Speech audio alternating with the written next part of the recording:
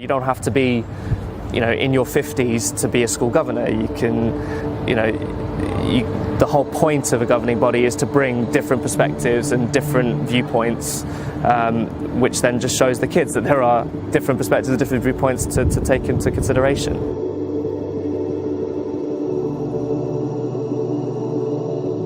Barriers to social mobility start not even at primary school, but from birth. The greatest indicator of your financial success, which obviously is not the only way to define success, but still, is your parents' income. So even from birth, the deck is stacked. The concept of having a growth mindset was something that was actually being taught and was a big part of our kind of cultural enrichment at schools, even when I was teaching sort of 7 years ago.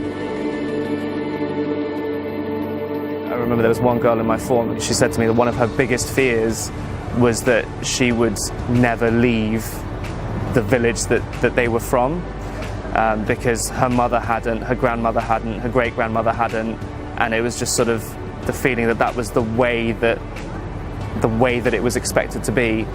And I'm actually really proud that she's just finishing a politics degree at Queen Mary in London.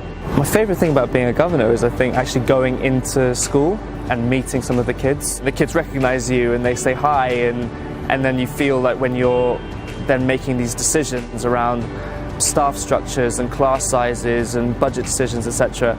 I mean, firstly, it really kind of hammers home to you that these aren't just numbers on paper, these are people's lives. A lot of people sort of seem to think you have to have a background in education or you have to have a background in teaching or something to be a governor.